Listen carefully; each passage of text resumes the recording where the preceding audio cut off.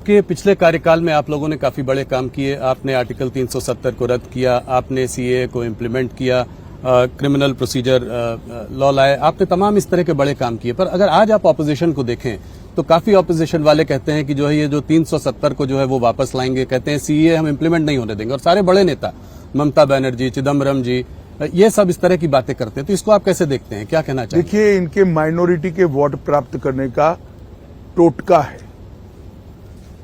उनको न सत्ता में आना है, न 370 को वापिस आना है, न उनको सत्ता में आना है, न सीए रद्द होना है। उनको भी मालूम है, मगर वो माइनॉरिटी अपीसमेंट कर कर माइनॉरिटी के वोट अंकित करना चाहते हैं। एकमात्र कारण से झूठ फैला रहे हैं। मैं इस इंटरव्यू में देश की जनता को आपके माध्यम से बताना चाहता हूं, राहुल जी, भारतीय जनता पार्टी का एक भी सांसद संसद में जब तक है 370 फिर से नहीं आ सकता, सीए समाप्त नहीं हो सकता। अब ये इतिहास का हिस्सा बन चुका है 370, और सीए वास्तविकता बन चुका है। सिर्फ आपने इसको जल्दीबाजी में इम्प्लीमेंट कर दिया कि इससे कुछ नागरिकता भी लोगों को मिलेगी? और ये कब तक पॉसिबल होगा, इसका क्या टाइम फ्रेम है? देखिए, एप्लीकेशन आना शुरू हो गया है, रूल्स के हिसाब से इसकी स्क्रूटिनी हो रही है। मुझे लगता है चुनाव के पहले ही, मतलब अंतिम मतदान के पहले ही नागरिकता देने की शुरुआत हो जाएगी। आप लोग, Amit ji, uniform civil code की बात कर रहे हैं, कांग्रेस जो है पर्सनल लॉस की बात कर रहा है। इसको आप कैसे देखते हैं? ये वोट कहीं ना कहीं आप लोग अपना अपना वोट साध रहे हैं। अपना अपना वोट नहीं, यूनिफॉर्म सिविल कोड हमारे संविधान का मैंडेट है जी। गाइडिंग प्रिंसिपल्स जो हैं, हमारे मार्गदर्शक सिद्धांत जो संविधान ने हमारे लिए बनाए, उसमें लिखा गया है कि देश के विधानमंडल और देश की संसद ने उचित समय पर यह प्रयास करना होगा कि इस देश में यूनिफॉर्म सिविल कोड लागू हो। मुझे लगता है उचित समय आ गया है, और यह आज से हम नहीं कह रहे जी। हमारी पार्टी बनी इसके पहले घोषणा पत्र में था कि देश में धर्म के आधार पर कानून नहीं होना चाहिए, यूनिफॉर्म सिविल कोड होना चाहिए। अगर ये देश पंथ निरपेक्ष है तो धर्म के आधार पर कानून कैसे हो सकते हैं? जी, नहीं होने चाहिए। सलमान खुर्शीद जी ने अभी कुछ दिनों पहले, उनका स्टेटमेंट जो है वायरल हो रहा है, वो ये कह रहे थे कि यूपीए 1 और यूपीए 2 की गवर्नमेंट जो बनी वो सिर्फ इस वजह से बनी क्योंकि it could claw back enlightened Muslim into its fold, Congress could claw them back into their fold. इसको आप कैसे देखते हैं? इसके आधार पर ही शायद उनका घोषणा पत्र बना है। सलमान खुर्शीद जी ने घोषणा पत्र ऐसा क्यों बना, इसका रहस्य ही खोल दिया है। वो फिर से करना चाहते हैं, मगर उनको मालूम नहीं है देश की जनता जागरूक हो गई। आपकी अपीसमेंट की पॉलिसी अब इसलिए सफल नहीं होगी कि एक अपीसमेंट जब आप करते हो तो दूसरा वर्ग जागृति के साथ काउंटर प्रोडक्टिव रूप से लामबंद होता है जी। अब ये सफल नहीं होंगे। इधर बीच घुसपैठियों की बात हो रही है। आपने सीए इम्प्लीमेंट किया, मैनिफेस्टो में एनआरसी की कोई चर्चा नहीं है, ऐसा क्यों? देखिए, सीए का इम्प्लीमेंटेशन कोविड के कारण लेट हुआ है, और हम मानते हैं कि पहले सीए को जमीन पर उतारना चाहिए। वो प्रक्रिया अब चल रही है, और जहां तक घुसपैठ का सवाल है, अब देश के एक ही राज्य से घुसपैठ हो रही है, बंगाल से जी। क्योंकि ममता बनर्जी की सरकार का उस पर वृहद हस्त है। वो घुसपैठियों में अपनी वोट बैंक दिख रही है। उनको घुसपैठ में राष्ट्रीय सुरक्षा खतरे में है वो नहीं दिखाई पड़ता है। उनको लगता है कि मेरे वोट बढ़ रहे हैं। न केवल बंगाल, समग्र देश के लिए ये बहुत खतरनाक सोच है। मैं बंगाल की जनता को हृदय से अपील करना चाहता हूं कि इस बार भारतीय जनता पार्टी को सफल बनाइए, इसके बाद वहां भाजपा सरकार बनाइए। हम ऐसी बॉर्डर बनाएंगे कि परिंदा भी पैर नहीं मार पाएगा। इसीलिए सीए का दमखम से वो विरोध भी कर रही है। इसीलिए वो कर रही है। वो कह रही है कि जो है हम सीए कभी इंप्लीमेंट नहीं होने देंगे।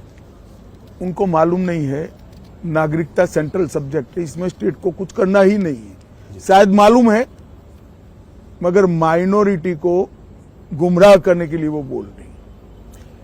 अमित जी, 22 जनवरी को राम मंदिर में प्राण प्रतिष्ठा हुई, ये आपका एक बहुत बड़ा वादा था जो आपने निभाया, मगर ऑपोजिशन ये कहती है कि आज इस चुनाव में आप राम के नाम पर वोट मांग रहे हैं। देखिए, राम के नाम पर तो वोट तब मिलता था जब मंदिर नहीं बना था और हम कहते थे हम बनाएंगे। हमने तो वोट लेने का कारण ही समाप्त कर दिया। ऑपोजिशन को चिंता इसलिए है और पूरा देश उनसे नाराज इसलिए है कि जब राम मंदिर बना, शांतिपूर्वक तरीके से बना, संवैधानिक रूप से बना और प्राण प्रतिष्ठा हो रही थी, इन्होंने प्राण प्रतिष्ठा का बहिष्कार किया। माइनॉरिटी के डर से वो प्रभु श्री राम की प्राण प्रतिष्ठा में नहीं गए, इसलिए पूरा देश उनसे नाराज है।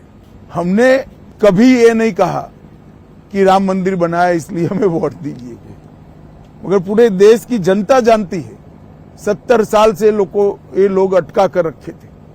मोदी जी ने 5 ही साल में केस भी जीता, भूमि पूजन भी किया और प्राण प्रतिष्ठा भी कर दी, और आज भव्य राम मंदिर समग्र देश को आह्लादित करने वाला राम मंदिर बना है।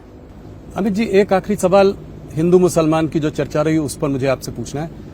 प्रधानमंत्री ने पिछले साल, 1 साल पहले पासमानदा मुसलमानों को एक आउटरीच भी किया, उनके बारे में बातचीत भी की, उनके बारे में वो सोचते भी काफी हैं। एक तरफ ये बात हो रही है और एक तरफ ये, इसमें कॉन्ट्राडिक्शन नहीं है? जरा भी नहीं। प्रधानमंत्री जी ने सिर्फ पसमानदा मुसलमानों को आउटरीच नहीं किया है जी, ट्राइबल्स को भी किया है, दलित को भी किया है, पिछड़ा वर्ग को भी किया है, गरीबों को किया है, किसानों को किया है, मातृशक्ति को, महिलाओं को किया है, युवाओं को भी किया है। वो उनका काम है, दायित्व है जी। विकास की रेस में जो पिछड़े हैं इनको सबके साथ एक लाइन में लाकर खड़ा करना वो सरकार का दायित्व है। मुझे इसमें कोई अंतर्विरोध नहीं दिखाई पड़ता। माहौल चुनाव का है और आप हमारे साथ हैं। आपके प्रेडिक्शंस जो है, बहुत दिनों तक बात करते हैं लोग कि अमित जी ने पहले ये बोला था, ये सही हुआ। तो कुछ स्टेट्स पर जाते हैं, गुजरात में हैं आपके साथ, तो गुजरात से शुरुआत करते हैं। पिछले 2 चुनावों से 26 में 26 सीटें आ रही हैं, क्या इस बार हैट्रिक करने की आपको पूरी उम्मीद है? निश्चित रूप से गुजरात में हम 26 की 26 सीटें जीतेंगे। सब और मार्जिन भी सब सीट पर हमारे 19 के चुनाव से ज्यादा होंगे। कुछ ये बात चल रही थी कि क्षत्रिय जो हैं वो थोड़ा सा रूठे हुए हैं आप लोगों से, आप उनके लिए कुछ संदेश? हम बरोबर संवाद कर रहे हैं उनसे जी। मुझे पूरा भरोसा है सब चीजें अपनी जगह पे ठीक होगी। हम 26 की 26 सीटें भी जीतेंगे और हमारे मार्जिन्स में भी बढ़ोतरी होगी। कर्नाटका की ओर चलते हैं। कर्नाटक का चुनाव आपके लिए बहुत अहम है। पिछली बार आप लोगों की वहां बड़ी जीत हुई थी। स्टेट असेंबली इलेक्शंस में आपकी हार भी हुई है हाल फिलहाल में। तो ऐसे में आप कर्नाटका को कैसे देखते हैं? खास करके अभी एक बहुत रेवन्ना जी का एक आज आपने उस पर प्रेस कॉन्फ्रेंस में आपने बयान भी दिया है। तो आप जो प्रताड़ित महिलाएं हैं, जो उसको आप कैसे देखते हैं? क्या क्योंकि वो आपके जो वहां पे सदस्य हैं, आपका वहां उनसे अलायंस है, तो आप कोई अलायंस के प्रेशर में आ जाएंगे? क्या कठोर कदम उठाएंगे आप? मैंने आज सुबह ही भारतीय जनता पार्टी का रुख स्पष्ट कर दिया है। कठोर से कठोर कदम उठाने चाहिए, मगर प्रियंका जी और राहुल जी ये कह रहे कदम क्यों उठाए नहीं जा रहे हैं। शायद उनको मालूम ही नहीं है पोजीशन। स्टेट का law and order state government को संभालना होता है और वहां उनकी सरकार है। कदम उनको उठाना है, हमें नहीं उठाना है जी। परंतु भारतीय जनता पार्टी इस घटना की घोर निंदा करती है और किसी भी हालत में कोई भी हो इसको सहन नहीं किया जा सकता और कठोर से कठोर कदम उठाने चाहिए। और भारत सरकार के विमेन कमीशन ने आज कर्नाटक स्टेट गवर्नमेंट को नोटिस भी निकाल दिया है। तो अलायंस का कोई प्रेशर नहीं है, कोई उसके दबाव में आप कभी नहीं आएंगे इस मामले में? ना हम पर दबाव है, ना हम दबाव में आएंगे। एक और कांड हुआ था, नेहा हिरामत वाला किस्सा, जिसको कि एक लव जिहाद का कलर मिला है। कलर नहीं भाई जी, ये पक्का मामला ही लव जिहाद का है। यही मैं आपसे जानना चाहता था, इस पर अगर आप कुछ बता सके, क्योंकि सीएम और होम मिनिस्टर ने कहा है ये पर्सनल मामला है। वो अपनी माइनॉरिटी वोट बैंक के कारण ऐसा कह रहे हैं। मुझे एक बात बताइए, बच्ची को, किसी भी बच्ची को कॉलेज में सुरक्षा कैंपस में मिलनी चाहिए या नहीं मिलनी चाहिए? जी, इस तरह से हत्या होती है और उसको पर्सनल मामला बताकर इस सामाजिक दूषण से आप नजरें चुरा रहे हैं केवल वोट बैंक के लिए। उनको तो बम ब्लास्ट होता है, वो भी गैस सिलेंडर का ब्लास्ट लगता है। जब एनआईए जांच लेती है तो पूरा पकड़ा जाता है। बेंगलुरु में 10 साल से बम ब्लास्ट नहीं हुए थे। इनकी सरकार आई, एसडीपीआई का समर्थन लिया और अब बम ब्लास्ट होने लगे। अपनी वोट बैंक की पॉलिटिक्स के कारण कितने नीचे जाएंगे। देश की सुरक्षा, बेंगलुरु की सुरक्षा, कर्नाटक की सुरक्षा, इसको भी कांग्रेस पार्टी ताक पर रख रही है। ऐसे माहौल में जिसके बारे में हम लोगों ने अभी चर्चा की, कितनी सीटें देते हैं आप कर्नाटक में भारतीय जनता पार्टी और उसके गठबंधन को? देखिए, अभी एक चुनाव होना बाकी है जी, मगर मुझे लगता है कि कमोबेश हम हमारी पोजीशन को बरकरार रखेंगे। जितनी सीटें पहली थी उतनी ही आपकी इस बार भी रहेंगी। तो ये तो मतलब बड़ा बयान है आपका।